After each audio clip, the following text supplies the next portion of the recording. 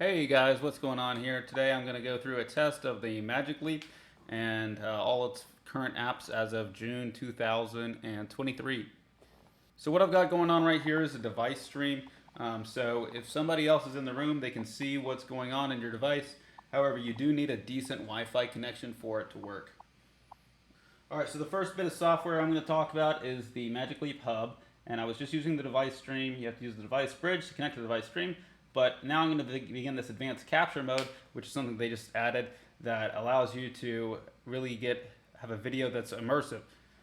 So now I'm going to enter this advanced capture mode.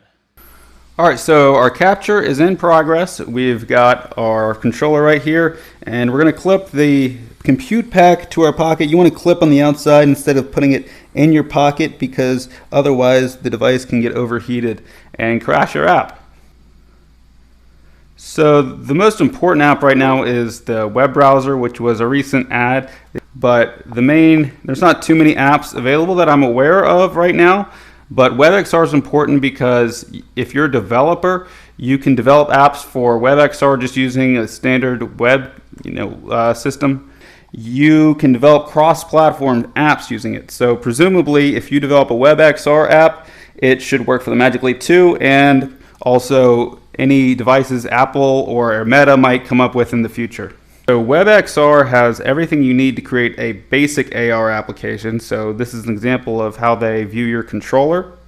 And they even have basic hand tracking. So you can put the controller down and instead use your hands. Now the disadvantage of using your hands instead of a controller is the haptic feedback. So there's no haptic feedback while I'm doing this. I have to go entirely based on color, but I do know that maybe one day they could support some kind of object that you wear on your fingers.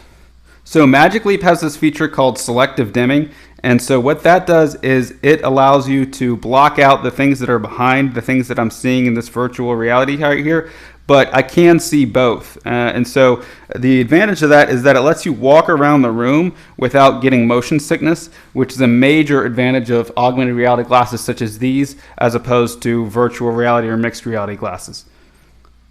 Now this feature right here was really impressive to me. It's positional audio and it really makes music feel live. So I press play and now there's these speakers. I can move around and to me it sounds like the music is coming from the place in the room where the speaker is, and I can even bring them closer to me, and this particular instrument gets louder for me, and it just makes music feel really live. So a metaverse concert is seeming very possible in the near future wearing one of these.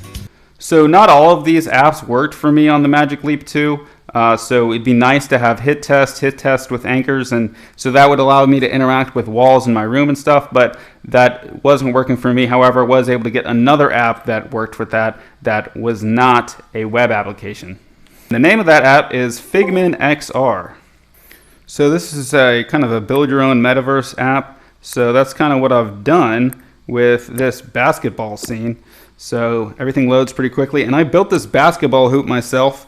So they do have preloaded assets like this basketball, but the physics on it were weird. It doesn't bounce like a regular ball. So I had to make my own ball, and it works pretty well. So once you have your own assets, you can even turn on room mapping. And so what that will do is it allows you to interact with the space around you. So I have this basketball right here, right? I can shoot it on the metaverse object that I created right there. But I can also bounce it off of this corner wall right here, and it'll act like it's really there. And so I can do whatever I want with this ball. I can use the controller to basically use the force on this ball, and then I can edit features about this ball by going right here and then saying edit physics, edit anything about the ball that I want. So if I wanted to just suddenly make it have a different set of physics, then that's what it would do. So another more professional app is this mini golf setup, and so you can just play mini golf, and well, classic. I can't even get past the first hole. All right, but anyway, it's not. The physics in it are pretty convincing. Hang on, there we go. Now we're going places, and we're way off. All right, oh, gotta grab it. Whee! Bring it back using the force. I think it's super cool how you can make your own objects.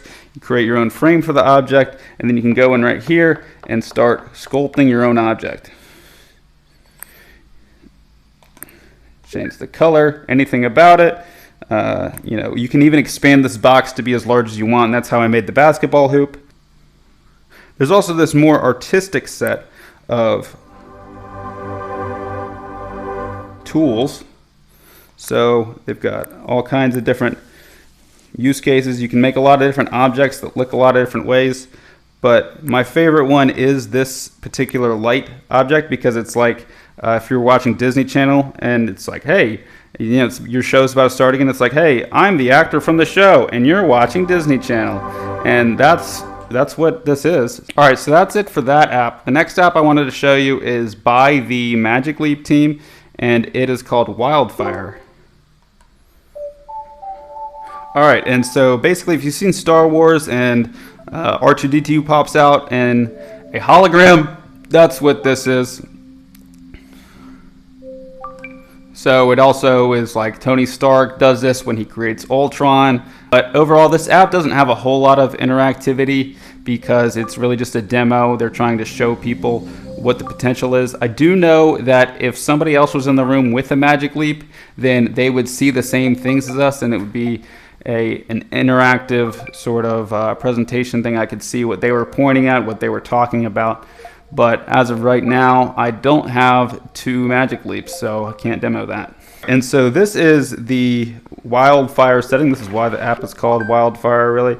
And so you've got, you know, ostensibly a threat here. You've got, oh, this city's not evacuated. This fire is moving rapidly towards it. You've got your ground crew with live video in, and the helicopters are coming in to save the day, save the city. They also have live video.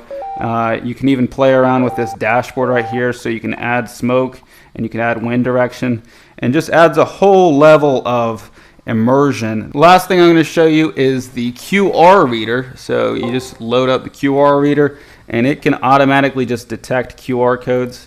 So it picks up on that, boom, and it'll load the web page, and boom, that's the web page.